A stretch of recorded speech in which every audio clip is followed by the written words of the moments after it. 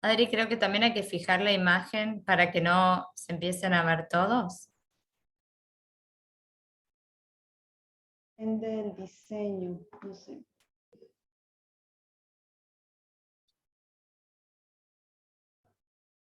Vane, ¿arrancas? Bueno, muy buenos días a todas y a todos.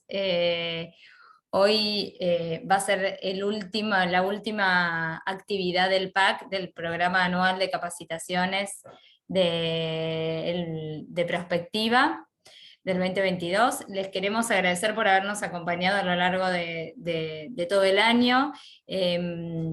Con el cierre de ahora no es que es el final, es solamente el cierre de este año, y el objetivo va a ser también generar algún documento, minutas o algún ejercicio que sirva de trabajo donde fijar todo lo que fue ocurriendo en cada una de las actividades. Ahora le voy a dar la palabra al subsecretario de Estudios y Prospectiva, Eduardo Mayo, para que les dé la bienvenida en nuestro último encuentro. Eduardo. Gracias, Vanessa. Bueno, nuevamente buenos días a todos y todas. Muchas gracias por participar de estas actividades. Solo como para contextualizar un poco el objeto de esta clase de encuentros, digamos, el programa de prospectiva, que depende de la dirección, se puso como objetivo generar un grupo, un conjunto de reuniones que estén estrechamente vinculadas a lo que nosotros fuimos definiendo como desafíos en el Plan Estratégico de Ciencia y Tecnología 2030. La idea era empezar a conversar, empezar a intercambiar ideas, empezar a construir la posibilidad de pensar escenarios futuros en Argentina. Eso se constituyó a partir de la posibilidad de generar 6 encuentros, este sería el 6º y último en lo que va el año, que tendrían o que tienen, mejor dicho, como objetivo final, servir de insumo para avanzar en el proceso, si todo sale bien, de implementación del plan estratégico. Ustedes saben que en este momento el plan tiene media sanción del Senado y está en diputados, digamos, con lo cual sería esto la primera vez que Argentina se da un plan de ciencia y tecnología con rango de ley. Nos parece que esto es muy importante, nos parece que esto aporta a la posibilidad de empezar a pensar cierta continuidad o cierta estabilidad en la formulación de políticas y en la implementación de políticas vinculadas al sector de ciencia y tecnología. Solo como para recordarlo, no más que esto, las 5 actividades anteriores estuvieron vinculadas a pensar escenarios, a discutir y a reflexionar respecto de el desarrollo aeroespacial y la economía del espacio como un tema estratégico, la transición energética, que es uno de los temas que se encuentra, digamos, en la mayor cantidad de ámbitos de discusión en este momento, creo que en el mundo y en el país también. La transformación digital como otro tema que consideramos importante para el desarrollo de Argentina, la bioeconomía, y obviamente como aporte, por decir de alguna forma, desde las ciencias sociales, se discutieron los temas de educación. Hoy entonces nos toca pensar justamente las posibilidades de desarrollo y pensar hacia futuro respecto de la ciencia, la tecnología y la innovación en nuestro país. No tengo mucho más para decir, nuevamente agradecerles muchísimo. Hoy vamos a contar con las reflexiones de Diego Hurtado, de Alejandro Grimson y de Aníbal Marín, así que nuevamente, muchísimas gracias, estamos muy contentos por esta actividad, ha tenido una gran recepción a lo largo del año, y como decía Vanessa, esto no termina en la reunión, sino que el objetivo de esto es generar un conjunto de insumos que sirvan, digamos, como soporte y como ayuda al tránsito del plan a lo largo del año. Así que nuevamente, muchas gracias, y Vanessa, Adriana, les entrego la batuta de la reunión.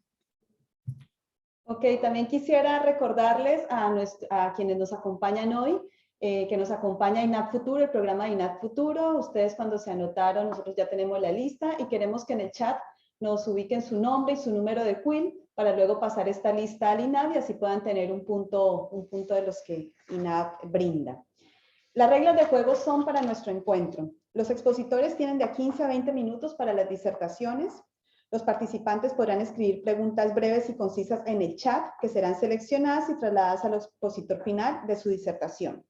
Para evitar congestionamientos en el chat, se les solicita escribir solo preguntas o aquellas reflexiones y aportes de utilidad para la construcción de ideas.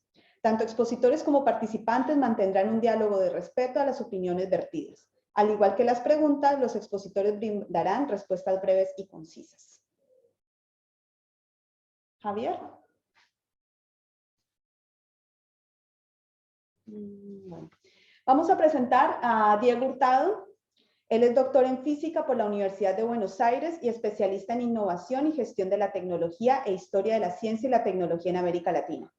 Se desempeñó como miembro del director de la Agencia Nacional de Promoción Científica y Tecnológica entre el año 2014 y 2017. Y fue presidente del directorio de la Autoridad Regulatoria Nuclear en el 2015 de la Secretaría General de la Presidencia. Es profesor titular en la Universidad Nacional de San Martín, dirige el Centro de Estudios de Historia de la Ciencia y la Tecnología y actualmente es nuestro secretario de Planeamiento. Doctor Hurtado, adelante. Bárbaro, muchas gracias Adriana, gracias Vanessa, Eduardo, por la invitación, por la posibilidad de estar acá.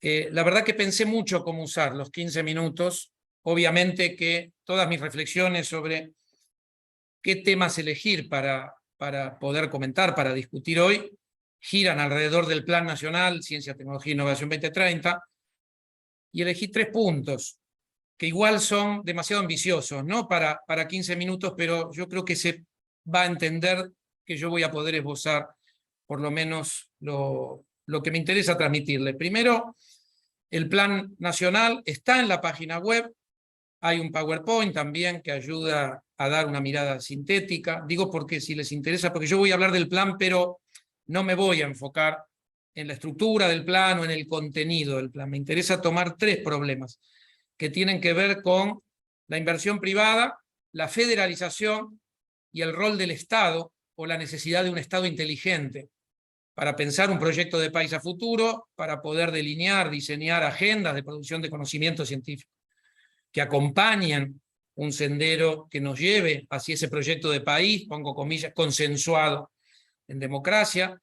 Esto dicho en términos ideales, en términos reales, sabemos que hoy tenemos una economía extranjerizada, tenemos un serio problema de endeudamiento, es decir, la coyuntura real de América Latina y de nuestro país en particular como, si me permiten, semiperiferia latinoamericana, nos obliga a tomar algunos puntos entre conflictivos pero necesarios para encarar, y ahí es que yo querría tomar estos 3 temas, ¿no?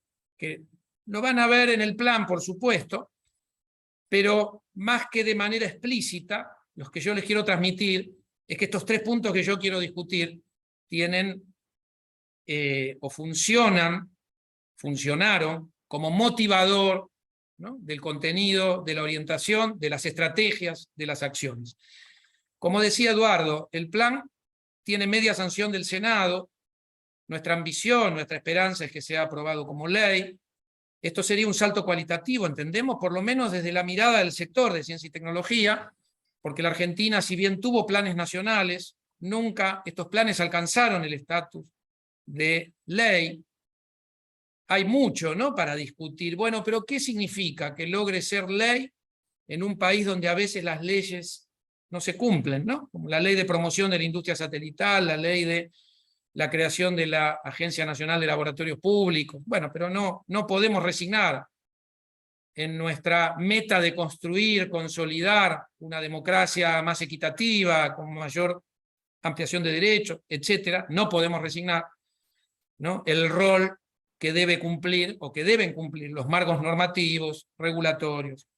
Entonces, el primer punto que quiero tocar, tengo mi cronómetro, no me voy a exceder de entre el margen, ¿no?, 15 a 20 minutos, es el problema de la inversión privada. Me parece que en todas las discusiones que se vienen teniendo en nuestro país desde hace, yo me animo a decir, algunas décadas, cuando hablamos de políticas de ciencia y tecnología, hay un actor ausente, que es la inversión privada, la inversión empresarial, cuando decimos inversión empresarial, inversión privada, no nos referimos a pensar que las cooperativas o las pymes tienen que invertir en I+D, es al revés, ¿no? Es decir, el Estado debe generar los instrumentos, debe generar las estrategias para dar cobertura, apoyo, transferencia de conocimiento a todo el mundo de las pymes, de las cooperativas. Incluso hoy aparece un actor importante que está incluido en el plan, en la formulación de agenda, que es la economía popular.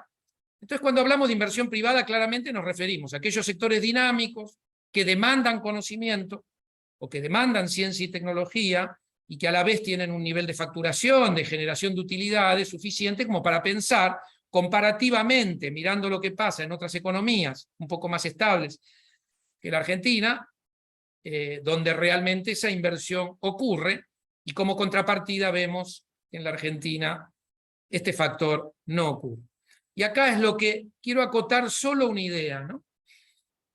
Primero tenemos una ley aprobada en marzo del 2021, la 27614, que lo que nos da es previsibilidad en la inversión pública en ciencia y tecnología. Si recuerdan la ley 27614, que para nosotros es un instrumento estratégico, porque sabemos que este año el Estado o el sector público o la función ciencia y técnica tiene que alcanzar por ley el 0,31% del PBI, y sabemos que el año que viene tenemos que pasar al 0,34% y el 2025 al 0,39%.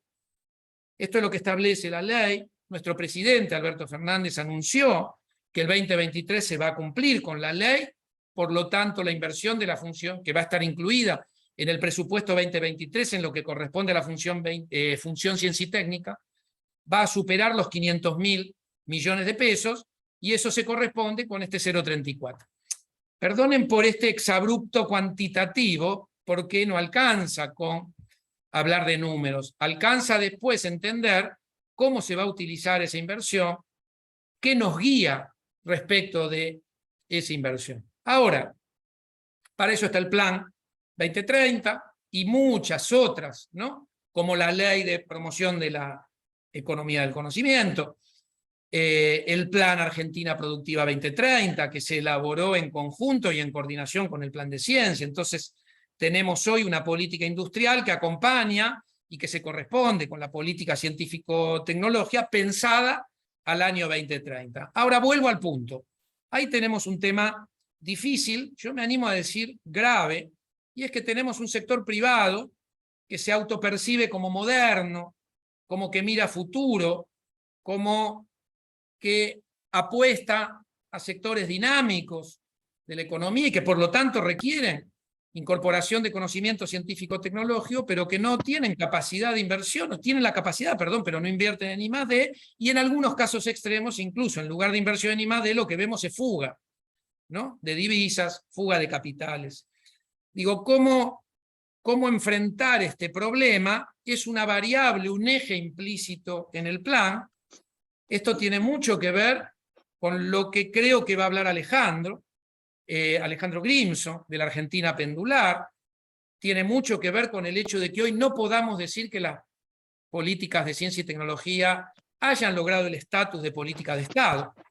Tiene que ver con discontinuidades, y si me permiten, como para empaquetar esto en un concepto, con inestabilidades político-económicas que podemos rastrear hasta mediados del siglo XX, o hasta el primer golpe militar en la Argentina en 1930, para poner alguna fecha de referencia, donde nos aparece esta Argentina pendular, en donde colisionan dos proyectos de país, uno que necesita agendas de producción de conocimiento, que necesita una burguesía nacional, que en algún sentido coordine con estas agendas y coordine con un proyecto de país consensuado en democracia, y otro proyecto de país que tiene un componente fuerte de poderes fácticos que nadie votó, pero que nos quieren imponer un proyecto de país que no necesita ciencia y tecnología, que apuesta a la primarización, al negocio financiero. Y les puedo dar un ejemplo muy didáctico, que es el Plan Renovar, en donde Argentina pareciera que se sube al tren global,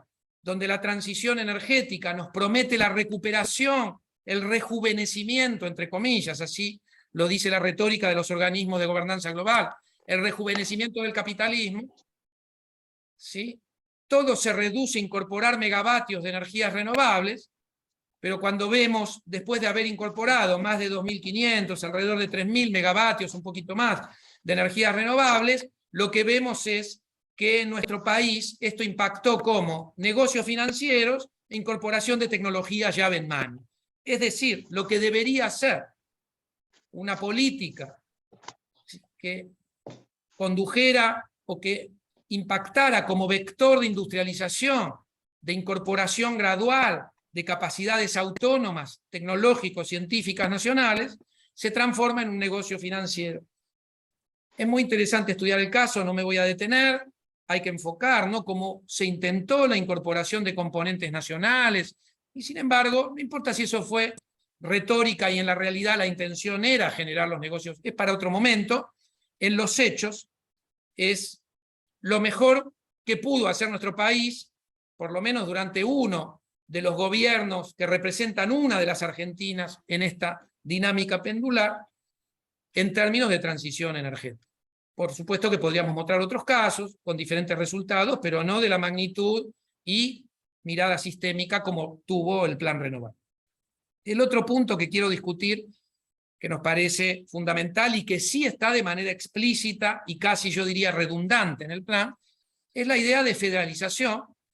Cuando analizamos desde el punto de vista cuantitativo, cualitativo, la distribución de recursos humanos, de equipamiento, de infraestructura, en ciencia y tecnología a lo largo del país, lo que vemos es que se reproduce un problema crónico de raíz socioeconómica, que es la inequidad o el desequilibrio escandaloso territorial de nuestro país. Nosotros siempre usamos, vieron, cristaliza algunos ejemplos, y a veces parecemos un disco rayado, pero solo porque el ejemplo es muy didáctico. En la Facultad de Ciencias Exactas y Naturales de la Universidad de Buenos Aires, una facultad, hay alrededor de 1.500 investigadores de CONICET, en Formosa hay 7. Bueno, dicho esto, ¿cómo podemos avanzar con un plan de ciencia y tecnología en la federalización de las políticas de ciencia y tecnología? Claramente, no vamos a resolver el problema de la federalización a través de la ciencia y la tecnología. Sí está claro que la ciencia y la tecnología puede jugar un rol importante en acompañar políticas nacionales, ¿sí?, de planes de desarrollo provincial, etcétera, etcétera. Entonces ahí quería comentar simplemente esto, lo que van a encontrar en este plan, y creemos que es uno de los rasgos más originales, son agendas provinciales de ciencia y tecnología. En los hechos trabajamos con una metodología de planificación concertada a escala nacional, en la cual consensuamos con las 24 jurisdicciones, CABA, y las 23 provincias, una metodología en la cual pedimos que cada jurisdicción defina sus principios rectores para una política de ciencia, tecnología e innovación, los pilares orientadores de la gestión para la producción de conocimiento, y finalmente la definición de vectores de desarrollo social y productivo, digámoslo así, ejes estratégicos. Cada provincia definió estos 3 puntos. ¿Sí? Piensen que cuando hablamos de las provincias, hay provincias que tienen ministerios de ciencia, otras que tienen secretarías, otras agencias. Es muy heterogéneo el panorama, por eso la idea era trabajar con una metodología común para lograr consensos, convergencias, diálogos, coordinación, puentes, ¿no? Si me permitieran caracterizar el subdesarrollo en una frase, yo diría es desarticulación, fragmentación, falta de coordinación, sería probablemente lo primero que define el subdesarrollo. Entonces, superar esa primera variable supone generar los puentes de coordinación, los puentes de diálogo, metodologías comunes, ¿sí?, compartir valores, consensuar valores orientadores. En ese sentido, van a encontrar en el plan estas agendas provinciales, que para nosotros es un salto cualitativo importante y entendemos que fue muy bien recibido por las provincias. Ahora, ¿nos detuvimos en la formulación de agendas? No, también dimos el paso político, que tuvo que ver con dialogar, sentarnos con cada gobernador, gobernadora, y firmar una carta de intención provincia, MinCit, en la cual cada provincia se compromete a acompañar esas agendas provinciales, esas agendas de ciencia y tecnología, que a la vez tienen como premisa acompañar los planes de desarrollo provincial. Eso a futuro nos da la posibilidad de pensar que todo lo que sean programas de financiamiento, subsidios, instrumentos aplicados a las agendas provinciales, vamos a poder pedir, exigir, si me permite, un poquito antipática la palabra, pero no le tengamos miedo, digo algunos términos que son necesarios, que aquellos proyectos, para ser financiables, van a tener que estar alineados con aquello con lo que se comprometió cada provincia, ¿sí?, en términos de líneas estratégicas para acompañar los planes de desarrollo provincial. Lo último, entonces, que quiero comentar, bueno, perdón, ¿qué quiere decir federalizar? Lo dejo como ejercicio. A mí se me ocurren dos definiciones o dos miradas de la federalización. Federalizar es distribuir de forma más equitativa los recursos para la ciencia y la tecnología entre las 24 jurisdicciones a través del sector de ciencia y tecnología. La segunda, entre comillas, definición es federalizar significa, ¿sí?, distribuir los recursos a través de los poderes ejecutivos provinciales. Yo les aseguro que estas dos miradas son muy diferentes.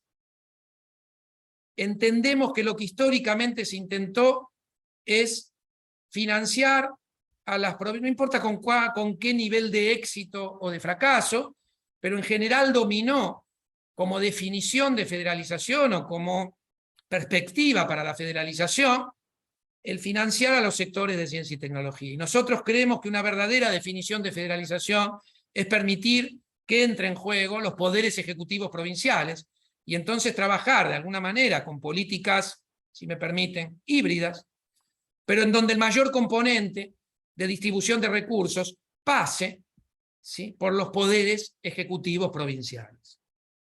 Dejo acá, nos imaginan todas las cosas que quedan para decir respecto de esta apuesta, que entendemos que es a lo que apuesta el Plan Nacional de Ciencia, Tecnología e Innovación. No solo a agendas provinciales, sino a tratar de desplazar la idea de que federalizar la ciencia y la tecnología supone la participación activa de los poderes ejecutivos provinciales. Lo último que quiero comentar tiene mucho que ver con el rol que puede jugar el Estado. En un país donde los poderes fácticos son potentes, quieren gobernar, como dice una actora de nuestra política importante, que ayer habló en La Plata, dice, bueno, quien gobierna la Argentina tiene el 20-25% del poder. ¿Quién tiene el otro 70, 75, 80% del poder? Bueno, aquellos poderes que nadie votó, pero que quieren imponer un proyecto de país. Entonces ahí me parece que no puede obviarse desde la mirada de las políticas de ciencia y tecnología cómo avanzar sobre este condicionamiento que significa un aporte de la ciencia y la tecnología al fortalecimiento de un proyecto de democracia latinoamericana, ¿no? ¿Cómo puede aportar la ciencia y la tecnología? Y nosotros entendemos que probablemente, mirado a primer orden, en un primer esbozo un poco esquemático, la ciencia y la tecnología tiene también mucho que aportar a generar un Estado inteligente, con capacidades de regulación, de incentivo, pero también de disciplinamiento de los poderes fácticos, ¿sí? Y no solo de regulación y de incentivo y disciplinamiento, sino también un Estado inteligente, coordinador de políticas tecnológicas, y, ¿por qué no?, un Estado empresario. Cuando uno analiza la historia del Estado Nacional o de la economía en la Argentina, las empresas estatales jugaron un rol enorme. Cuando se nos viene el tsunami neoliberal, esto pasa, este componente, esto que llamamos Estado Nacional, pasa a estar estigmatizado, arranca un proceso de privatización de más de 200 empresas públicas. Hoy entendemos que tenemos esta dimensión estatal para poder llevar adelante un proyecto de país democrático, hay que recuperarlo, y ahí me parece que es donde la ciencia y la tecnología también tiene un aporte importante, mirado esto como sendero a 10, 20, 30 años. Si les parece, dejo acá, minuto 18. ¿Sí? Gracias. Muchas gracias, doctor Hurtado. Ahora presentamos a Alejandro Grimson. Él es titular de Argentina Futura, doctor en antropología de la Universidad de Brasilia, investigador independiente del CONICET, profesor titular de la Universidad Nacional de San Martín. Ha publicado 6 libros, otros 3 en coautoría y una decena de compilaciones.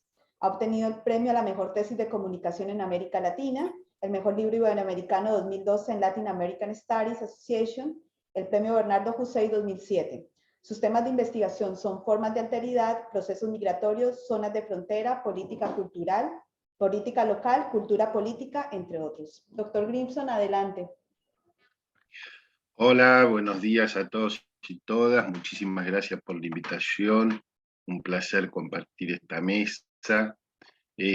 Bueno, lo que yo quiero hacer es compartirles un proceso colectivo que coordinamos desde Argentina Futura, un programa que funciona en la Jefatura de Gabinete de Ministros desde el inicio del gobierno y que tiene como misión principal abocarse justamente a los temas de futuro de la Argentina, y por eso hemos tenido diversas conversaciones al margen de nuestros vínculos intelectuales previos y de amistad con Diego y con otros colegas. Bueno, el Estado Nacional tiene muy pocas cosas sobre futuro. Lo que acaba de explicar Diego es una de las cosas decisivas. La que mencionó Diego sobre la cuestión Argentina Productiva 2030 es otra de las cuestiones decisivas. La que elaboró el Ministerio del Interior con el tema, digamos, del relevamiento de los proyectos de infraestructura y de las necesidades de inversión en todo el territorio es otra. Y esta que les voy a presentar ahora es un libro que está disponible en la web y que es parte de un proceso colectivo. Como les decía, iniciamos esto hace 2 años con 50 foros estratégicos sobre temas estratégicos en todo el país, donde hubo más de 3.000 científicas y científicos de las 50 y pico de universidades nacionales. Esto fue parte de un convenio con el Consejo Interuniversitario Nacional, y a partir de ahí, con coordinadores de primer nivel que tienen todos los textos publicados en nuestro sitio web, como Dora Barrancos, Martina Vélez y muchos otros, y otras, están ahí esos papers, y este libro es un poco, de alguna manera, la síntesis de una mirada del futuro del desarrollo integral de la Argentina, pensando en un lapso de acá a 10-15 años. Como muy bien señalaba Diego hace un momento, nosotros partimos de un diagnóstico que intentamos hacer de manera, si se quiere, simplificada, porque un diagnóstico y una historia económica argentina es una enciclopedia, no es nuestra misión. Una historia política argentina sería otra enciclopedia, tampoco es nuestra misión. Nosotros partimos de 2 conceptos.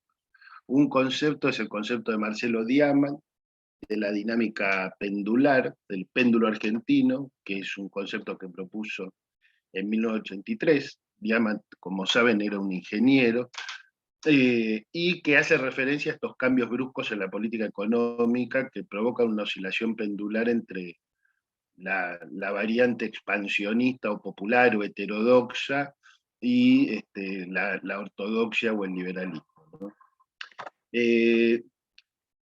Bueno, obviamente esto tiene que ver con el stop and go famoso, con lo que se llama habitualmente la restricción externa, con Diamant lo señala, digamos, la falta de integración de la estructura productiva argentina, la decisión, digamos, entre el sector agroexportador y el sector industrial más orientado al mercado interno, la cuestión territorial centro-periferia, digamos así, y el otro concepto que tomamos, que viene de Juan Carlos Portantiro, que es la cuestión del empate hegemónico, es decir, el hecho ya con muchas décadas de experiencia histórica de que no hay un sector político y social con capacidad de sostener en el tiempo su propio proyecto político, pero los 2 sectores en pugna tienen la capacidad mutuamente de vetar la sostenibilidad del proyecto del adversario.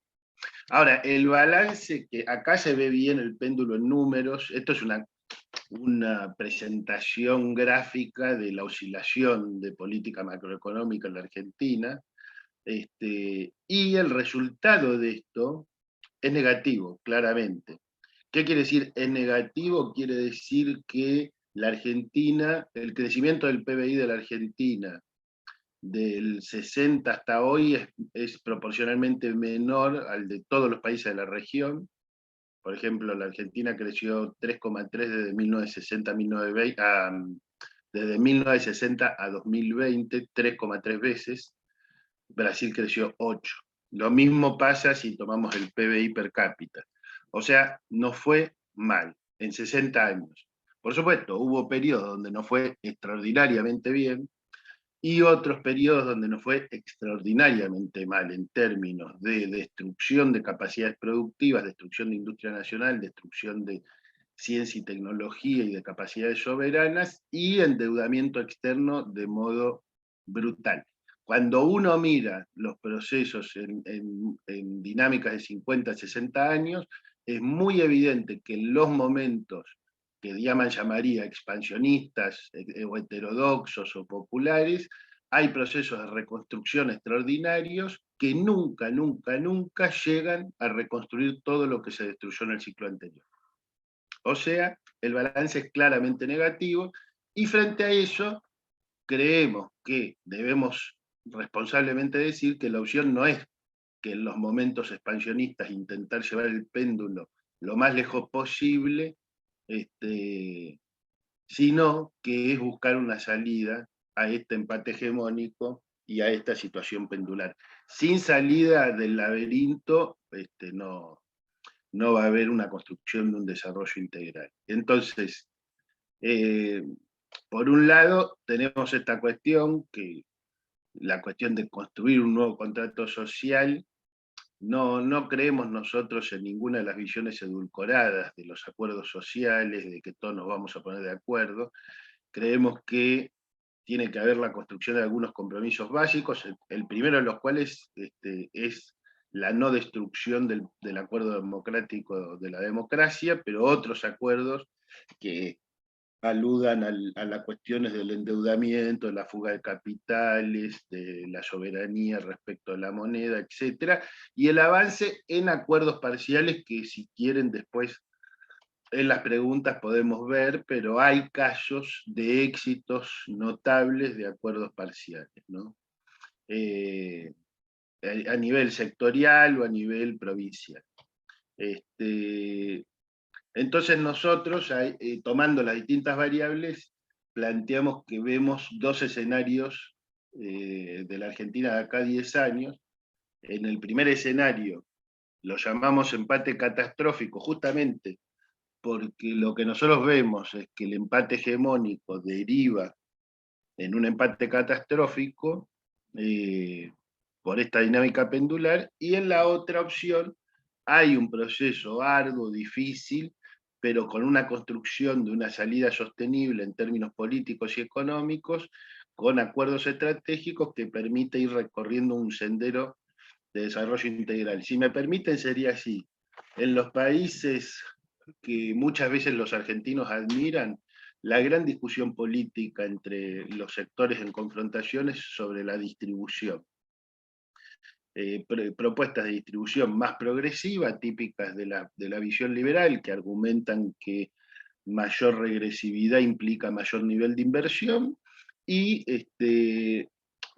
una posición más progresiva que plantea que la única manera de construir una sociedad justa es con procesos redistributivos consistentes que reduzcan el índice de Gini y cuestiones similares.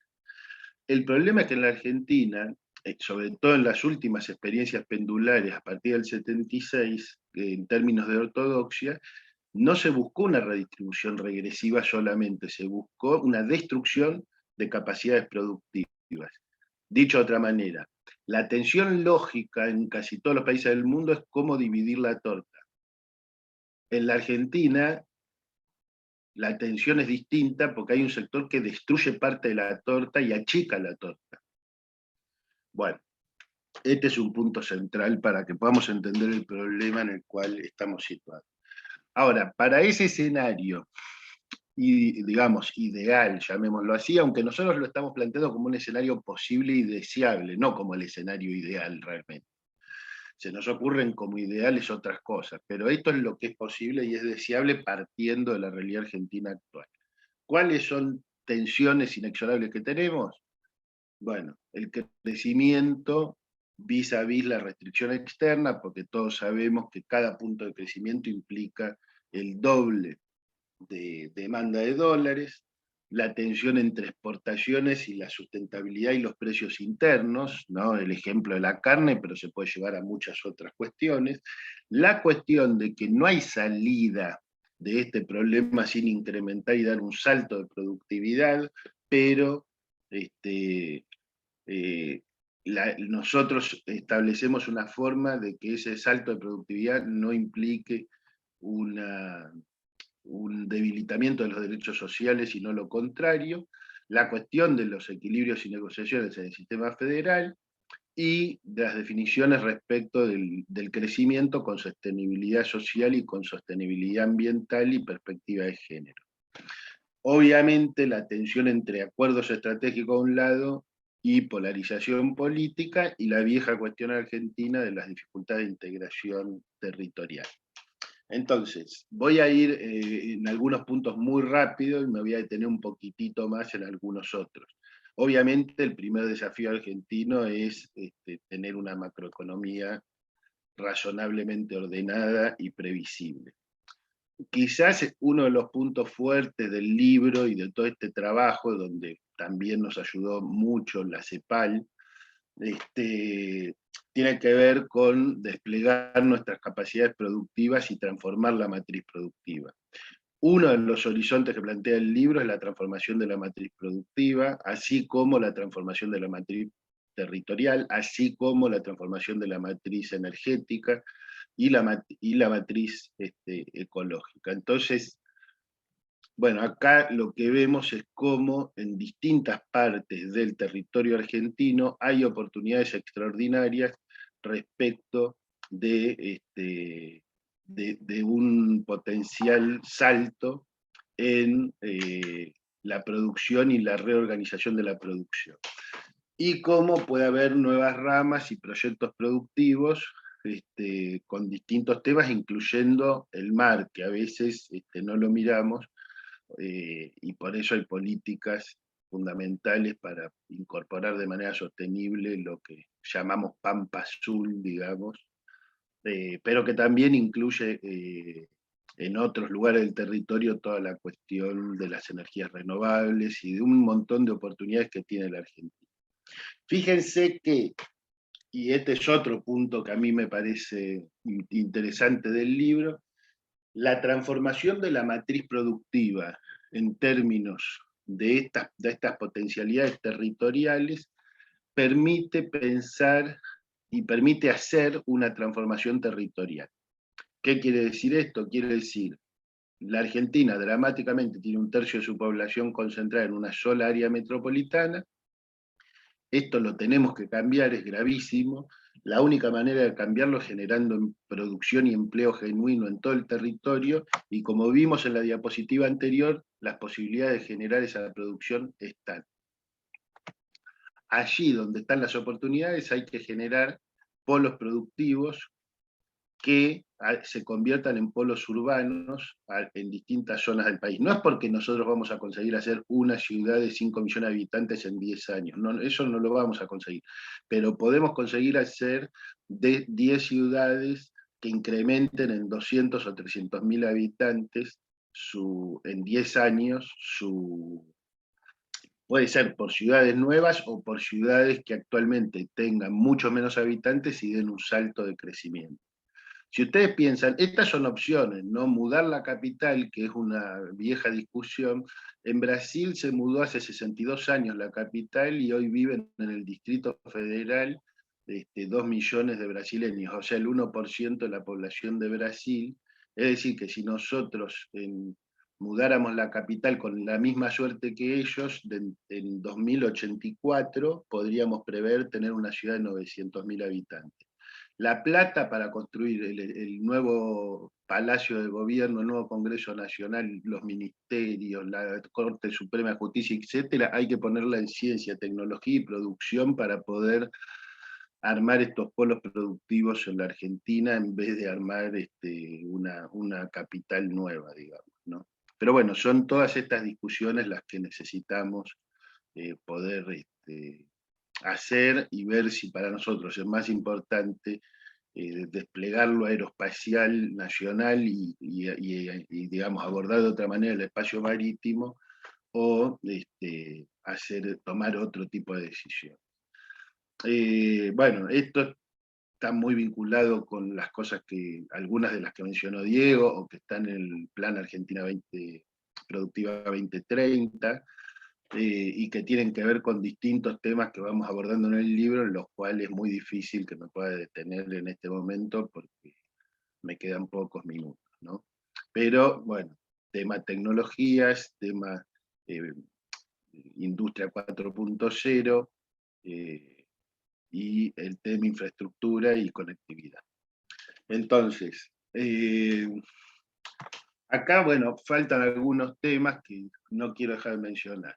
Nosotros en lo que es el capítulo 5 abordamos integralmente la cuestión social argentina del futuro, discutiendo la cuestión de la matriz impositiva, lo que Mazzucato llamaría la pre-redistribución, ¿no? La predistribución,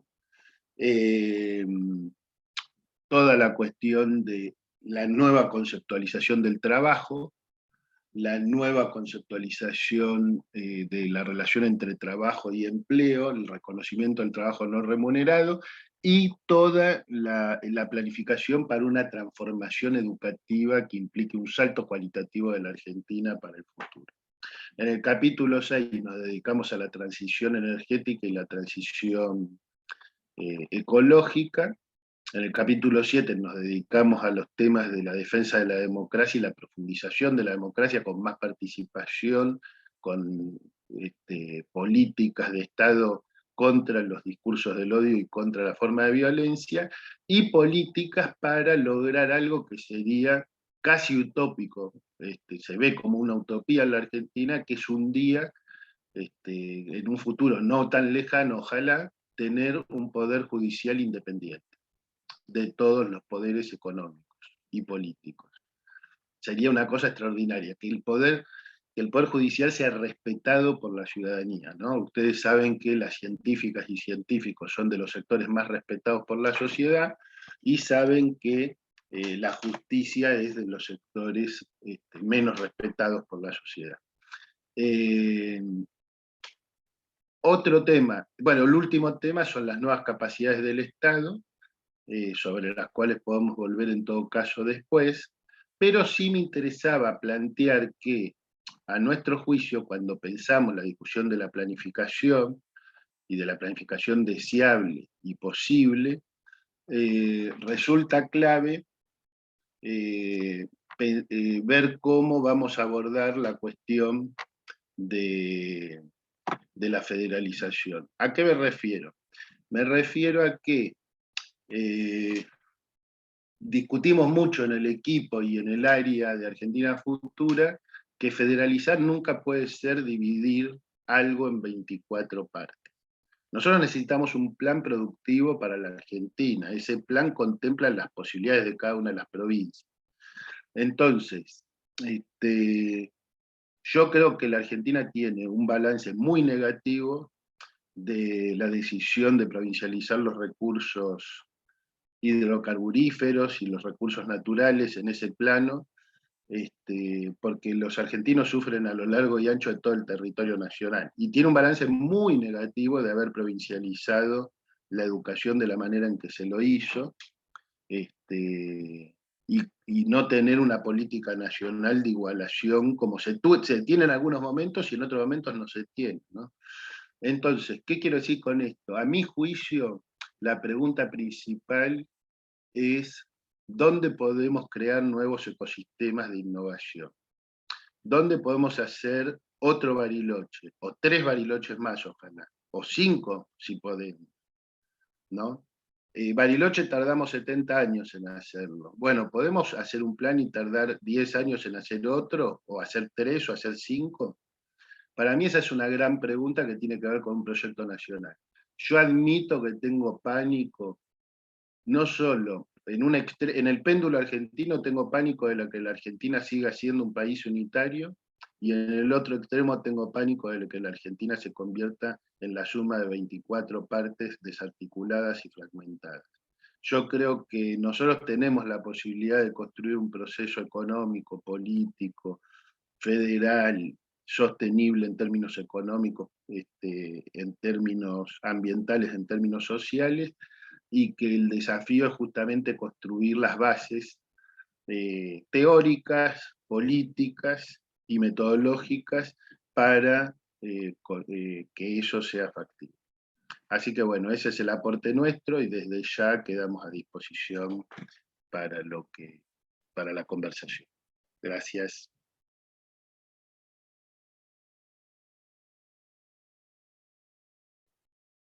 Muchas gracias, doctor Alejandro Grimson. Invitamos a la doctora Anabel Marín, la presentamos. Ella es investigadora senior en políticas de ciencia, tecnología e innovación. Es líder del Hub de Business, Market and State en el Instituto de Desarrollo de Estudios de la Universidad de Sussex. Integra el Consejo Asesor del Centro de Investigaciones para la Transformación del CENIT, asociado a la Escuela de Economía y Negocios de USAM, y es miembro del CONICET. Dirige la iniciativa de semillas abiertas BioLEF y preside la Global Coalition of Open Source Seed Initiative. Es licenciada en Economía de la Universidad Nacional de Córdoba, máster en Desarrollo de la Universidad Nacional General Sarmiento y doctora en Estudios de Política de Ciencia y Tecnología de la Universidad de Sussex. Doctora Anabel, bienvenida, gracias por estar. Muchas gracias.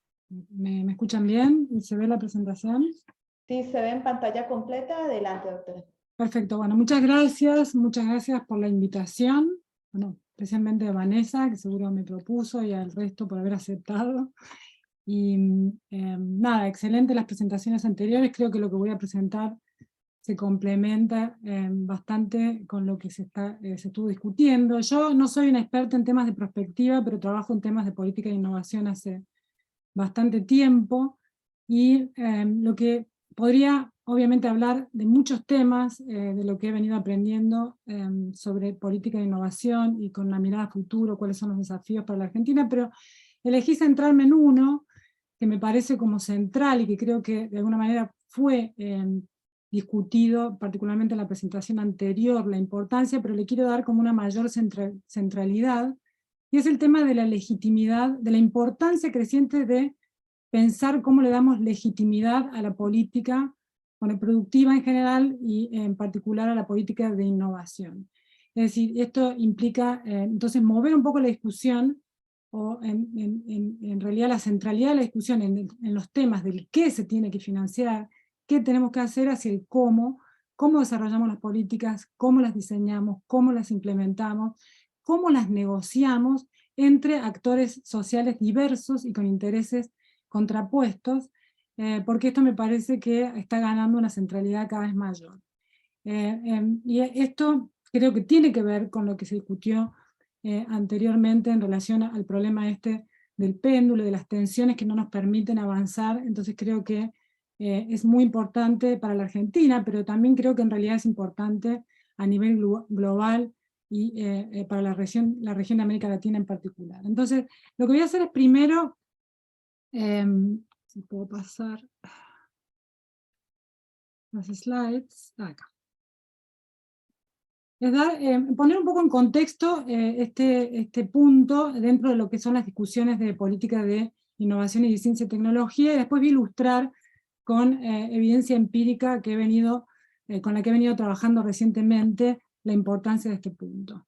Entonces, la política de innovación, como empezó a ser justificada tímidamente por los economistas de la innovación, como para abordar fallas de mercado. No se invierte suficiente innovación porque el conocimiento es un bien público, el que es difícil apropiar los beneficios. Entonces, de alguna manera se empezó a justificar la política de innovación desde esa perspectiva muy tímidamente hace bastantes años. pero después se reconoció, obviamente, que no todas las actividades económicas tienen la misma capacidad de contribuir a los procesos de desarrollo, diversificación, no todas generan las mismas externalidades, entonces empezó a hacerse más énfasis en la necesidad no solo de políticas horizontales que corrigieran esas fallas de mercado, sino de seleccionar actividades específicas, aquellas que tienen mayor potencial de contribuir al desarrollo porque generan más externalidades, más posibilidades de diversificación, etc. Entonces pasamos de una discusión de políticas horizontales al tema de la necesidad de seleccionar, apoyar sectores y tecnologías específicas, y más que todo entonces la discusión de qué sectores, qué tecnologías, por qué, etc. Siempre con el qué. Basado en estos argumentos, creo que en los últimos 20 años en la región, de alguna manera se generó un consenso con sus vaivenes, con todos los vaivenes que se explicaron antes, que son obviamente muy problemáticos, pero de alguna manera si uno mira más la tendencia de largo plazo, de alguna manera podemos ver que en casi todos los países se generaron los ministerios de ciencia y tecnología o instituciones similares, se empezó a dar más apoyo a los gastos de investigación y desarrollo, con las deficiencias de inversión del sector privado, con los problemas federales, con todos los problemas que se discutieron anteriormente, que creo que son todos sumamente relevantes, pero si uno mira como hace una tendencia, en general uno puede decir que se ha ido en la dirección de reconocer la importancia y empezar a apoyar cada vez más los gastos en investigación y desarrollo, la política de innovación, etc. Pero ahora estamos en una situación nueva. Estamos a nivel global y en cada uno de los países estamos enfrentando lo que se ha llamado la gran falla de mercado mundial. Estamos con una crisis climática y otras varias crisis alrededor. Y entonces lo que estamos viendo en la teoría de innovación, en la justificación de política de innovación, es un giro hacia la necesidad de apoyar grandes transformaciones sistémicas, grandes cambios, lo cual realmente está cambiando la discusión del pasado hacia la necesidad hoy de apoyar desde las políticas las inversiones en grandes transformaciones o grandes cambios. Entonces hay nuevas justificaciones para invertir en innovación en ciencia y tecnología, pero estas están sucediendo en un contexto de crisis de los modelos de desarrollo, con poblaciones que están cada vez más informadas y empoderadas. Entonces, en paralelo a esta mayor justificación y mayor, de alguna manera, validación de la política de innovación en un sentido más ambicioso, también se están multiplicando las controversias y los conflictos alrededor de dónde, en qué invertir, etc. Porque, bueno, en un contexto de crisis no todo crecimiento es bueno, se está empezando a discutir la necesidad, una nueva narrativa de decrecimiento está creciendo, aparecen temas normativos, qué es sustentabilidad, para quién. Entonces las tensiones están ganando centralidad, y este es un fenómeno obviamente global, y que en Argentina además lo sentimos particularmente. El Estado, algunamente, los expertos hemos perdido autoridad, entonces como que crece la necesidad de abordar el problema de las tensiones, en todos los niveles.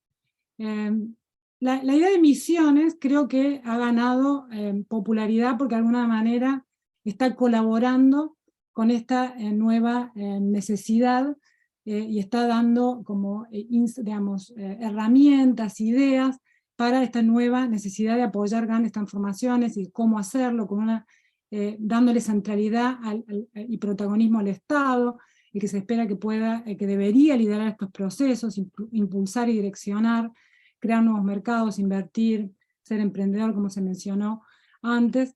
Sin embargo, yo creo que un problema que no estamos abordando suficiente aún dentro de esta nueva idea es que no nos dice mucho sobre cómo, justamente de qué manera abordar estas tensiones, cómo construir esos consensos de los que todos ahora hemos empezado a hablar, cuando realmente existen tensiones que son difíciles de reconciliar. Entonces el gran desafío que tenemos, me parece a mí hoy, desde la política de la innovación, en términos particularmente también de vacío conceptual, es abrir esta caja negra de los consensos y empezar a reflexionar más críticamente sobre qué significa, y además también experimentar, ya que estamos hablando de política de innovación y política tecnológica, ya que necesitamos innovaciones institucionales y de procedimientos para abordar esta problemática del cómo empezar a experimentar e invertir en nuevas formas de resolución de problemas, lo que sería tecnologías dentro de la literatura de innovación, tecnologías blandas, mirando particularmente cuestiones de poder, y más allá de las cuestiones típicas que nosotros miramos, típicas de mercado, técnicas cognitivas, etc.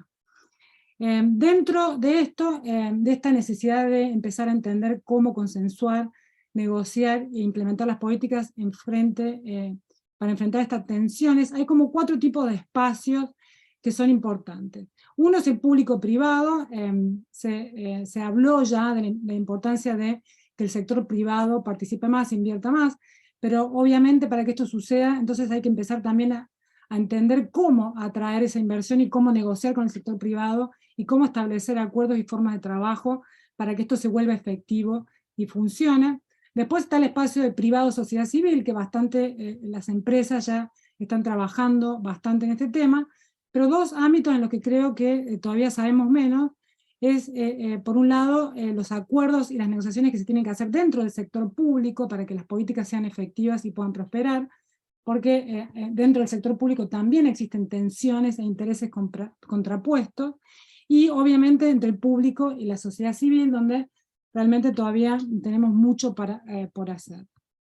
Entonces yo solamente quiero usar el ejemplo de la minería, porque he venido trabajando hace tiempo en este tema, que me parece que ilustra muy bien la barrera que estamos enfrentando en relación a este tema que estoy tratando de enfatizar. Bueno, Argentina tiene un gran potencial minero, se viene hablando hace tiempo, se viene tratando de impulsar el sector desde los 90, con nuevas leyes, con nuevas regulaciones.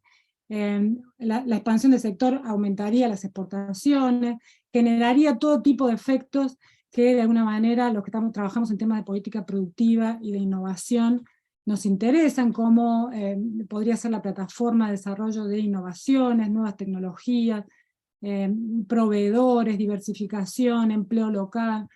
En el caso del litio, por ejemplo, se han generado grandes expectativas también de encadenamientos hacia adelante, por ejemplo, mucha discusión en relación a la posibilidad de generar baterías, etc. Sin embargo, el sector de minería en Argentina no avanza, no prospera. Es un sector que es muy pequeño en relación al Producto Bruto cuando lo comparamos con otros países de América Latina incluso, y ha hasta decrecido en los últimos años. Si comparamos con Chile, exportamos 20 veces menos.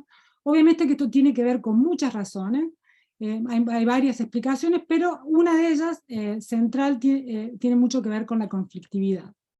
Argentina tiene hoy 18 minas en explotación, 50% están en situación de conflicto, más de 21 proyectos parados por conflictos. En Argentina la sociedad civil ha sido bastante efectiva en términos de su capacidad de frenar proyectos en base a la conflictividad, y también, interesantemente, para impulsar regulaciones que de alguna manera son progresivas, pero bueno, para que terminen teniendo un impacto, falta un camino para recorrer, pero tenemos ya 7 provincias en Argentina que, por presión de la sociedad civil, entre otras cosas, tienen leyes y regulaciones que limitan la actividad minera en las condiciones actuales y con los riesgos que genera, según consideran las poblaciones locales en los territorios donde se han impulsado los proyectos. Estos son solamente 2 casos emblemáticos recientes, pero esta es una conflictividad que tiene ya varios años. Pero la minería es un sector, en realidad lo que ha caracterizado en los últimos años, creo yo, el escenario ha sido el conflicto en relación a varios megaproyectos de inversión, todos relacionados a actividades que involucran recursos comunes, que en Argentina son muy importantes, siguen siendo muy importantes, para, por un lado, financiar otras actividades y otros sectores, y también para impulsar diversificación, etc. Entonces enfrentamos un escenario en el cual la sociedad civil está ganando peso de alguna manera en la agenda, en el establecimiento de la agenda de lo que se puede hacer y lo que no se puede hacer. Esto para mí de alguna manera está indicando, sumando a todo lo que se discutió anteriormente, y de alguna manera creo que puede perfectamente de alguna manera sumarse a lo anterior, pero creo que una mayor centralidad debería hacerse a la importancia de experimentar e innovar en diseños institucionales. Lo que se vienen utilizando ya algunos procesos y maneras para involucrar a la sociedad civil, pero no están dando resultado. Por un lado están enfoques paternalistas, dialoguistas, pero también incluso los más transaccionales que se vienen utilizando.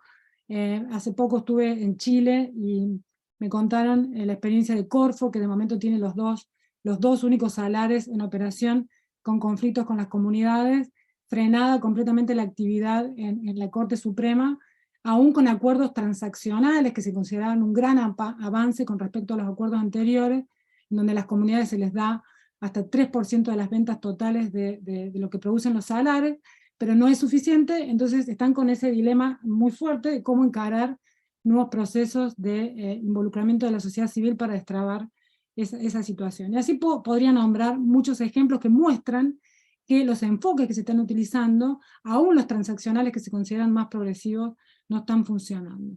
Entonces entiendo que lo que tenemos que pensar son realmente enfoques radicalmente diferentes, con mayor componente deliberativo. Se habló de democracia representativa.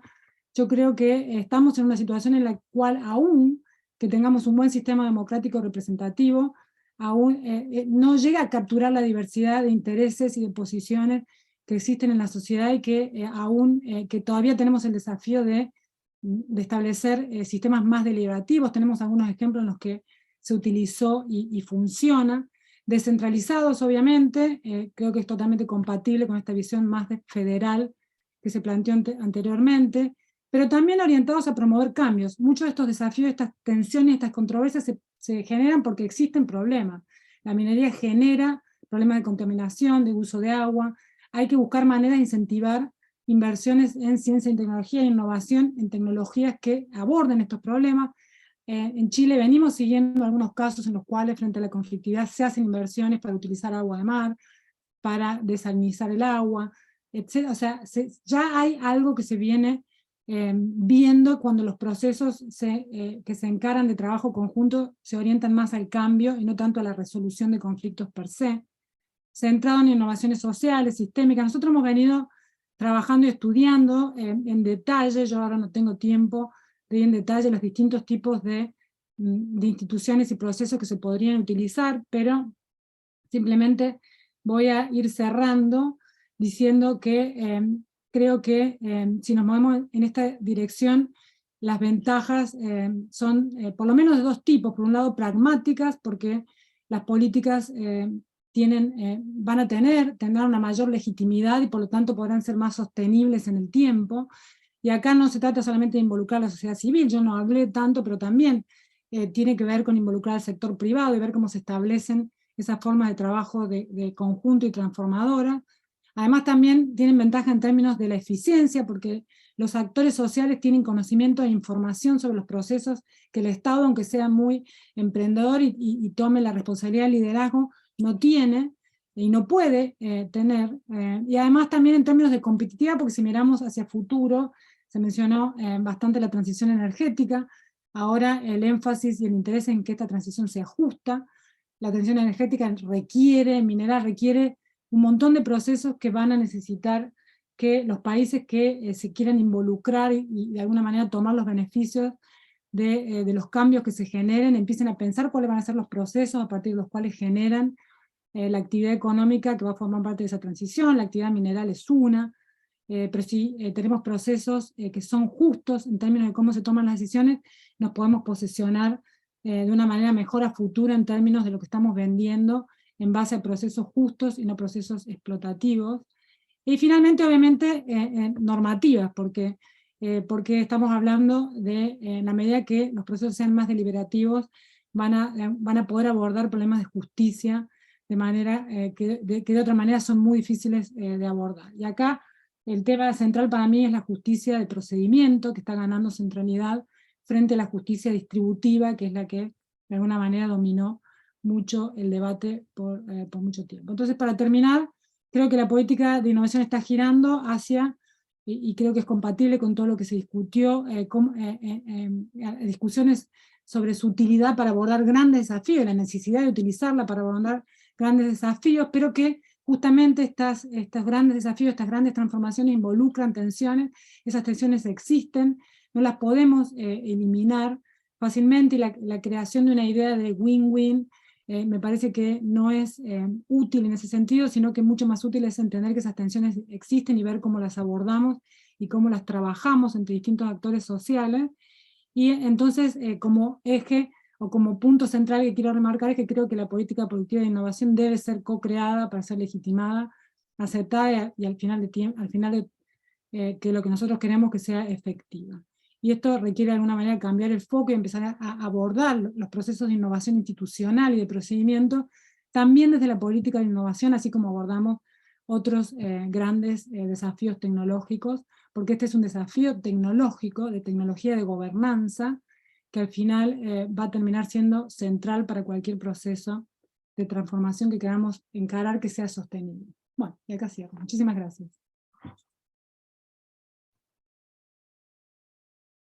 Muchas gracias, Anabel. Bueno, les comento que hay 5 preguntas en el chat. No sé cómo estamos de tiempo. Hay una sobre... Van para todos y así fomentamos un poco el intercambio entre los tres, quien se anime a contestar.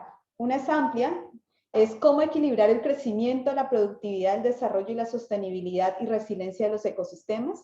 Es una discusión política que se está dando realmente. Adri, ¿querés comentar las 3 preguntas? Así después le damos como unos 5 minutos. Voy a nombrar las 5 y para tener como... Bueno, esa así era después le damos 5 minutos a cada uno de los expositores y ya para hacer un cierre. Ok. La segunda, ¿qué se está haciendo en políticas para fomentar la economía circular? Bueno, específicamente en la región pampeana, políticas y marco legal para permitir o fomentar esta actividad. Tercera pregunta, ¿podrían citar modelos exitosos de ecosistemas de innovación en Argentina? ¿Cómo impulsar la digitalización? ¿Con qué programas? Y la última es específica sobre la actividad minera. ¿Cómo se lleva adelante esta actividad en países desarrollados como por ejemplo Alemania u otros que funcionen respecto a la política ambiental?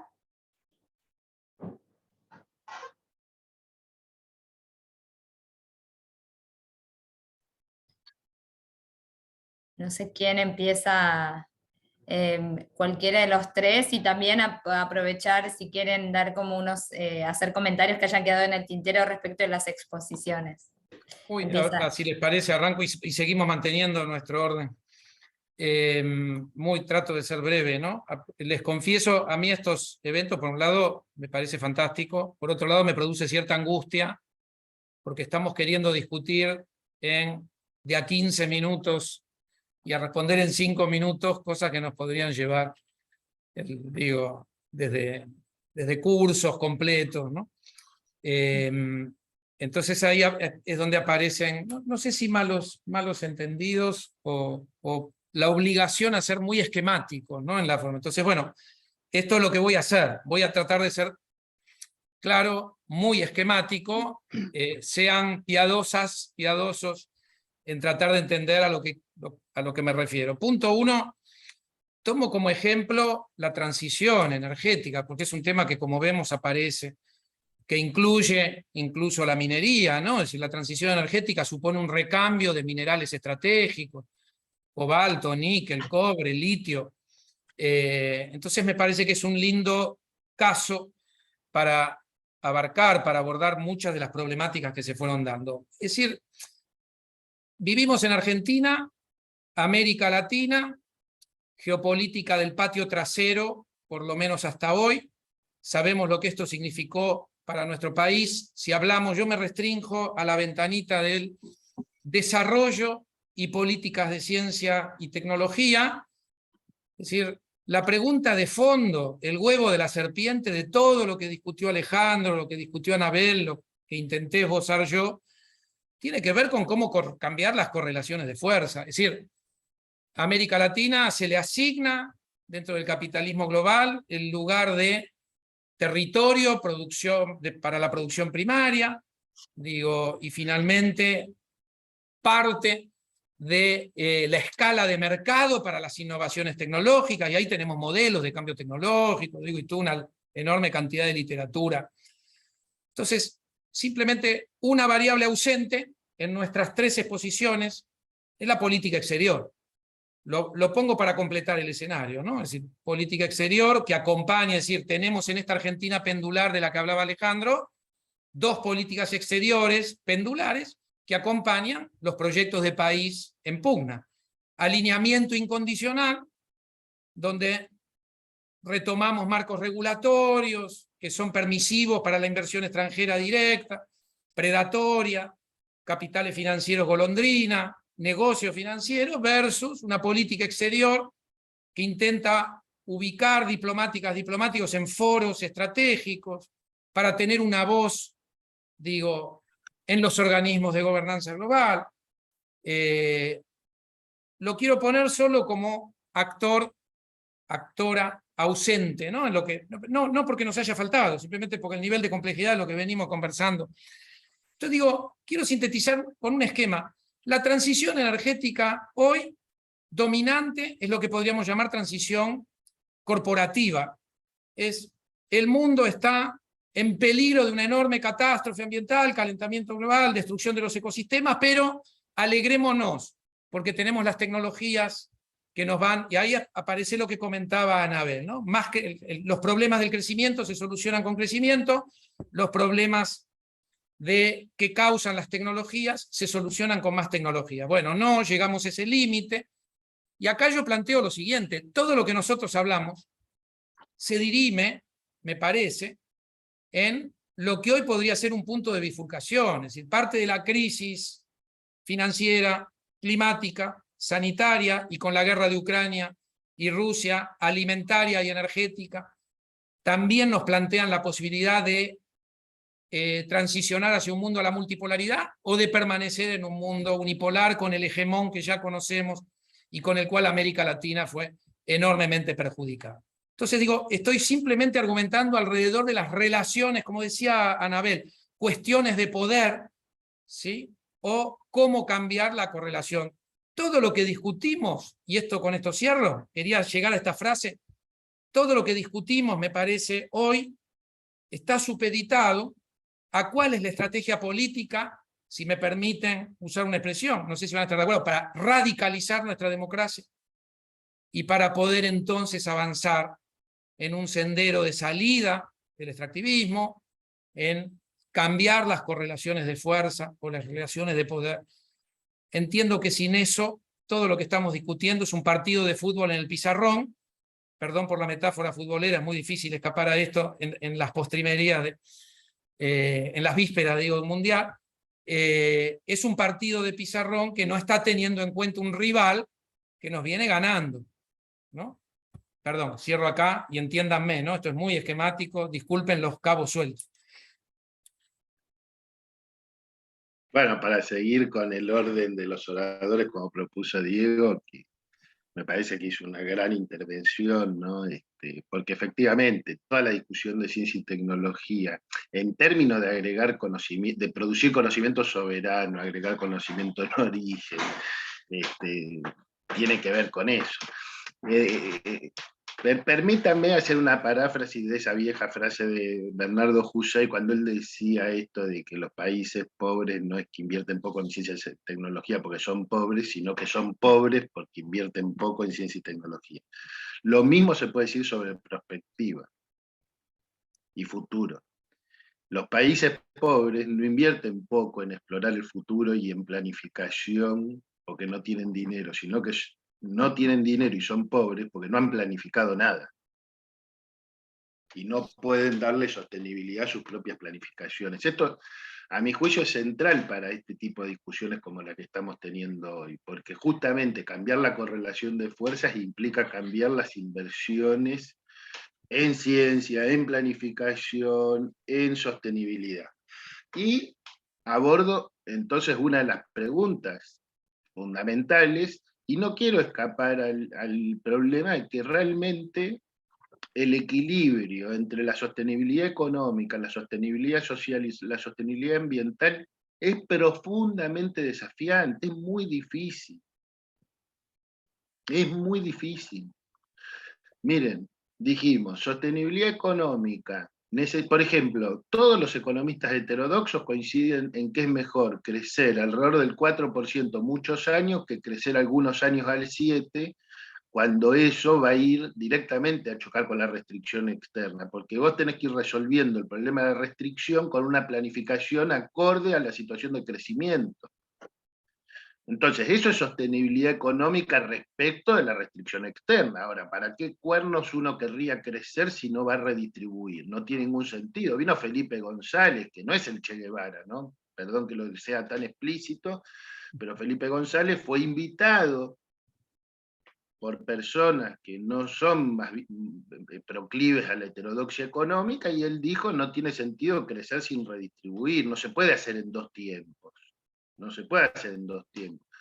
Ahora, muy bien, nosotros, ¿cómo logramos que lo que distribuyamos sea relevante para nuestra gente? Tiene que ser con crecimiento, es decir, no se puede redistribuir una torta que fue achicada por políticas de achicamiento constante de la producción nacional, porque eso es una redistribución que no logra sus objetivos. Muy bien. Ahora, tenemos el tema de la sostenibilidad ambiental.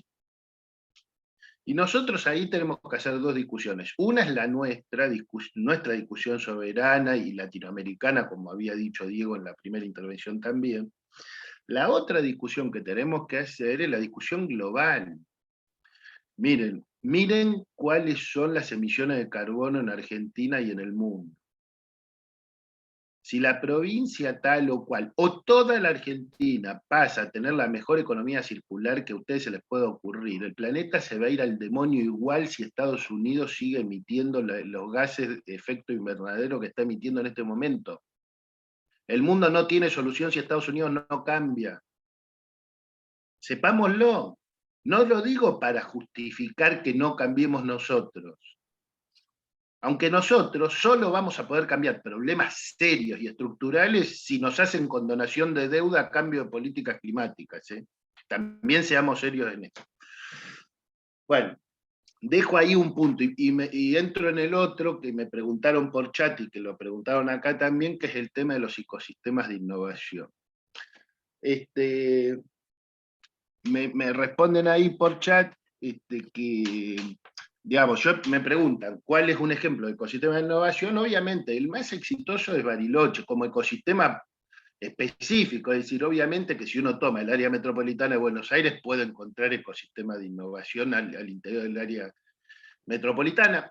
Uno muy chiquitito, un polo tecnológico, ¿no? Chiquitito no, pero bueno, por ahí muy doméstico, porque algunos provenimos de ahí, es... Comisión Nacional de Energía Atómica, INTI, CITEFA, UNSAM, eso como polo tecnológico. Bueno, eso está en un territorio muy chico para lo que es toda el área metropolitana. Pero efectivamente Bariloche creo que es el ejemplo más extraordinario porque es un polo turístico fabuloso que por una política nuclear iniciada por Perón y continuada en distintos capítulos, hoy tiene no solamente la Comisión Nacional de Energía Atómica, con todos los productos de innovación, impresionante investigación aplicada, etcétera, sino el INVAP, que es un modelo que nos encantaría replicar y tener muchos INVAP, pero además, más recientemente, en los gobiernos de Néstor y Cristina, se abre la Universidad Nacional de Río Negro, que tiene una sede relevante en Bariloche, entonces se empieza a agregar, se empieza a complejizar en el mejor sentido este ecosistema de innovación. Me dicen allí algo que es cierto, que es que Bariloche tiene un enorme bolsón de pobreza. Sobre eso les quiero decir dos cosas. La primera cuestión es la siguiente. Una de las cosas que nosotros insistimos en el libro, y para nosotros es un capítulo central, es localicemos dónde están las oportunidades productivas, y allí hagamos una planificación urbana, porque no solo es el caso sino otros casos a lo largo y ancho del país, donde son lugares productivos extraordinarios, algunos que se llaman los Kuwait argentinos, porque los trabajadores asalariados allí tienen salarios altísimos en comparación con la media nacional, y son campamentos mineros, son campamentos extractivos, la gente vive en condiciones calamitosas, porque va ahí a trabajar, y el trabajo es todo, y la vida es nada, y la ciudad no existe como ciudad concepto. Y hay otras ciudades que pueden tener el centro cívico hermosísimo y algunas zonas hermosísimas y después la cero planificación. Y eso está repleto en la Argentina. Nunca se planificó al estilo La Plata o al estilo algunas ciudades que sí se planificaron. Las grandes oportunidades productivas no estuvieron acompañadas de política de planificación del uso del suelo, de planificación territorial. Entonces, allí donde no se planifique vamos a tener esto. Ahora, quiero decir otra cosa y con esto cierro.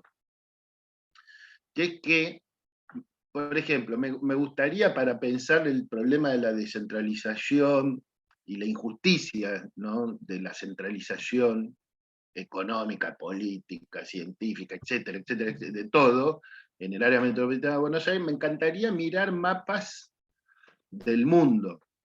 Por ejemplo, si uno mira Brasil o México, ni hablar que hay lugares de concentración en la producción económica. Brasil tiene un modelo raro, una capital económica, otra capital política, otra capital cultural, podríamos decir. Pero bueno, en fin, esos son procesos más históricos que decisiones políticas de funcionarios, vamos a ser sinceros. Ahora, en Estados Unidos los ecosistemas de innovación están concentrados sobre las costas. O sea, vos tenés San José, digamos, el Silicon Valley, San Francisco, etcétera, Los Ángeles, todo ese proceso californiano, podríamos decir así, y tenés el proceso de Ivy League en la costa este. Bueno, se dan muchas ciudades, pero digo, están totalmente concentrados en ciertos lugares. En Francia, la producción científica, los procesos de innovación. Alemania es un país muy federal. Quizá uno de los más federales que yo conozco, pero bueno, es una excepción. ¿Cómo hace para construir Alemania?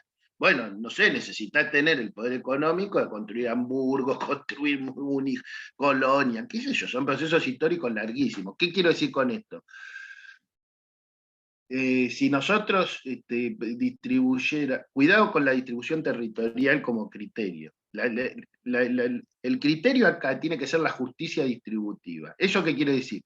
Miremos a todo el territorio y tengamos políticas integrales equilibradas. Bueno, en una parte del territorio vamos a poner toda la inversión turística, en 5, 10, 15 lugares del territorio. En otros pondremos la inversión científica, en otros pondremos la inversión industrial o de otras características, no sé, es decir, tiene que haber un equilibrio al final, pero no todos tienen que hacer turismo, no todos tienen que hacer ciencia de la misma manera, no todos. Entonces, ahí hay mucho, creo yo, para cómo operacionalizamos estas cuestiones, ¿no? En términos ya de bajar del plano del lineamiento al plano de la operacionalización concreta, digamos, de la transferencia de recursos con objetivos específicos de evaluación de políticas públicas específicas. Y cierro con esto. Tuve la suerte de caminar por San Francisco, una de las ciudades más caras de los Estados Unidos, vecina del Silicon Valley. Yo nunca en mi vida vi tantos homeless como en San Francisco. Nunca. Porque una de las cosas que la sociología ha demostrado es que es mucho mejor ser homeless en San Francisco que ser homeless en el medio de la miseria. Es preferible ser homeless donde hay alcaldes progresistas y personas con mucho, mucho dinero que en lugares muy pobres. Y como además no hay persecución a los homeless, son miles en el epicentro, en el centro de San Francisco, no están en la periferia. Entonces, si creamos ecosistemas de innovación y somos exitosos, quizás haya mucha gente pobre viviendo cerca de esos ecosistemas de innovación, salvo que logremos construir un país con justicia distributiva, donde no haya necesidad de la gente de emigrar y moverse y vivir en pésimas condiciones, pero al lado de aquellos que pueden arrojar una moneda o un billete ratificando una injusticia jerárquica. Gracias. Ok. Bueno, voy a usar el tiempo que queda para... se hicieron muchos comentarios, se mencionó esa cosa, voy a ser selectiva para no extenderme tanto en el tiempo. Primero, la pregunta concreta que se hizo sobre la compatibilización entre la productividad, el crecimiento y la sustentabilidad. Yo creo que ahí la clave es qué entendemos por sustentabilidad. La sustentabilidad no tiene una definición. es un concepto que está muy en disputa, y como dijo hace poco, estuve en Chile haciendo una presentación, y después de la presentación la viceministra me dijo, me gustó lo que dijiste porque tenemos que habitar el concepto de sustentabilidad. Y me gustó la palabra habitar el concepto de sustentabilidad, porque justamente la sustentabilidad es un tema, es un concepto que se utiliza de tantas maneras que pierde un poco significado. Entonces, en definitiva, no es menor qué entendemos por sustentabilidad, y yo creo que, obviamente, si entendemos sustentabilidad y tomando en cuenta parámetros duros que tienen que ver con el cambio climático, o con cuestiones que están definidas en una agenda global que no nos pertenece, no es un concepto que tenga mucha utilidad en términos de pensar procesos que sean justos. Pero si lo definimos en función de los problemas locales, de los problemas que interesan a la gente, que no tienen que ver estrictamente con cuestiones distributivas, pero que tienen que ver con el ambiente en el que viven, el agua que toman, a qué recursos tienen acceso, cómo se toman decisiones en relación a sus recursos, etc., creo que tienen valor mucho mayor en términos de estas discusiones que estamos teniendo para pensar procesos que sean justos en un sentido amplio. Entonces, yo creo que en ese sentido, entonces, el énfasis en términos de pensar esta compatibilización entre el crecimiento, la productividad y la sustentabilidad, tiene que ver con los procesos, con cómo se toman las decisiones. Yo creo que la evidencia está indicando claramente que hay una demanda cada vez mayor de ser parte de, tener derecho a decidir, ganando más peso, incluso igual peso que cuestiones distributivas. Tenemos numerosos ejemplos de poblaciones que rechazan actividades económicas porque sienten un avasallamiento sobre sus derechos, sobre muchos de sus derechos. Entonces hay una demanda de justicia, de procedimiento, del derecho a decidir, que si forma parte de los procesos podemos aspirar luego a procesos que sean sustentables, definidos de una manera habitada por nosotros, digamos, en nuestra región, y no como una agenda global de cambio climático que sentimos que no nos pertenece. Entonces, haciendo este comentario, salto al tema de la geopolítica, de la política exterior, que sí, que estoy de acuerdo que es el marco en el que todo esto se da y que es central, y que obviamente no tenemos tiempo de discutir todo, pero que es muy importante.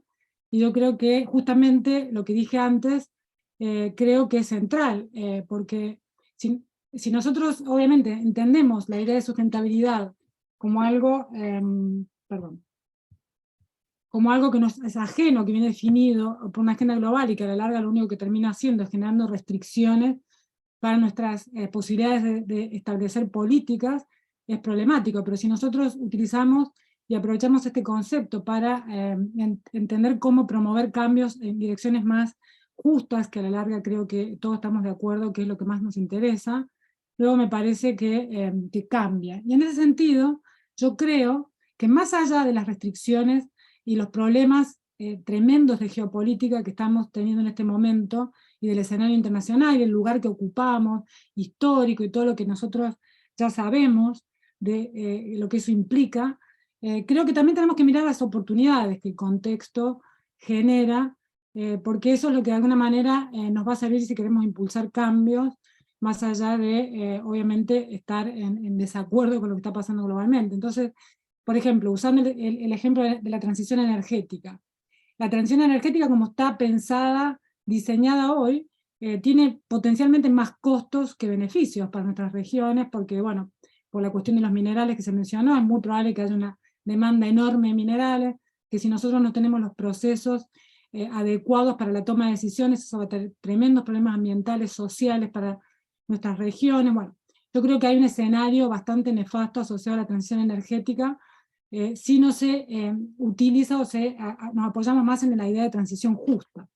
Porque justamente hay también una creciente preocupación sobre la idea de transición justa, y se está empezando a discutir cada más, y eso creo que es un espacio para nosotros, y acá me parece que entonces el desafío con nosotros es establecernos como región, porque individualmente como países nos va a costar hacer las negociaciones a nivel internacional con las empresas globales, pero como región veo como más oportunidades de empezar a ver cómo nosotros nos insertamos en esta idea de transición justa, reclamando nuestro derecho de tomar decisiones en relación a nuestros recursos y a cómo los utilizamos, tanto como país hacia afuera como país hacia adentro. Entonces, Yo creo que eso es una necesidad y una urgencia que tenemos a nivel país y a nivel región, y creo que las oportunidades están dadas. Tenemos un gobierno en Chile progresista, en Brasil un nuevo gobierno. Hay un escenario, hay un interés de ver, bueno, cómo nos posicionamos frente a estos grandes temas, qué es para nosotros, habitemos este concepto de sustentabilidad y seamos proactivos en el establecimiento de estándares, antes que nos lluevan los estándares, que después van a ser simplemente barreras arancelarias para nosotros, pero que si nosotros nos adelantamos, se puede establecer otro tipo de escenario. Entonces, simplemente el comentario es que yo creo que es fundamental tener en cuenta el escenario y el contexto geopolítico, pero mirar, obviamente, todos los problemas y los desafíos, pero también si se abren ventanas de oportunidad para generar algunos cambios, porque es la única manera que empecemos a transitar otro camino. Y la última aborda la preguntita específica sobre minería en los países avanzados. Ahí lo que quiero decir es que las actividades mineras y extractivas en muchos de estos países que a veces nosotros tomamos como modelos empezaron muchos años atrás, en un contexto y un escenario completamente diferente. Entonces, como hay no creo que sea muy útil para nosotros intentar replicar cada una de las políticas que se tomaron en esos países, como, primero porque estos países tienen enormes problemas ambientales, enormes problemas sociales, de todas maneras, porque además las demandas que tenemos hoy en términos de cómo esos sectores deben desarrollarse son completamente distintas a las que había en el pasado, por todo lo que ya discutí, y además porque justamente están enfrentando los mismos problemas que nosotros, saben que necesitan minerales, por ejemplo, saben que va a haber dificultades para acceder a esos minerales en los países por un montón de razones, lo cual yo también creo que es una oportunidad, y se están preguntando cómo impulsar, o sea, no es que tienen resuelto el tema, eso es lo que yo diría en respuesta breve, no es que Alemania tiene resuelto el tema de cómo extraer minerales sustentablemente, de ninguna manera, no lo tiene, o abandonaron esas actividades porque no pudieron abordar las tensiones y empezaron a comprarlas de otros países, que haciendo ojos ciegos a los problemas que generaban o que generan, o si los tienen controlados y con los mismos problemas que tenemos nosotros. Así que, bueno, nada, cierro así, ya podemos ir. O sea, todos deben querer irse. Muchas gracias. Muchas gracias. Adri, vas a dar... Bueno, primero les queremos agradecer a los participantes y en particular a los expositores. Esta charla la verdad es que da para profundizar, como decían horas. Yo no me presenté al inicio, mi nombre es Vanessa Lowenstein, soy la directora nacional de estudios, así que es en el marco del área donde se hace este tipo de actividades. Nosotros, esto queda grabado en el canal de YouTube, va a quedar del Ministerio, porque ya muchos nos estuvieron preguntando, la verdad que da para profundizar. Nosotros les vamos a pasar después el producido de todo esto a los expositores para ver si quieren hacer comentarios cuando todo esto quede documentado. Agradecerles por acompañarnos a lo largo de todo el año y en particular en esta actividad. Para nosotros es muy importante poner estos temas en la agenda, en debate, escuchar, bueno, habitar los temas, en realidad, habitar los temas del plan y ver qué es lo que piensa cada uno desde su posición y desde su sector. Así que ahora, Adri, ¿vos querías decir algunas cosas para dar el cierre? Sí, no, es como dicen, proposiciones y varios de prensa nos piden una fotito, entonces los invitamos a que prendan las cámaras, que sonrían, y para que quede esto, es la primera vez que vamos a hacer la foto así, entonces ya nuestro equipo de prensa va a tomar unas fotos. A ver. ¿Listo? Creería que ya. Sí. Muy bien. Y lo otro, nada, que los esperamos el próximo año. Nuestro equipo y todo vamos a analizar cómo nos fue en y también recibimos propuestas de qué temas quieren que abordemos desde el programa de prospectiva, acompañando el desarrollo del Plan de Ciencia y Tecnología al 2030. Recibimos ideas de cómo seguir con el programa y los invitamos a todos a que nos acompañen. Muchísimas gracias. Muchas gracias.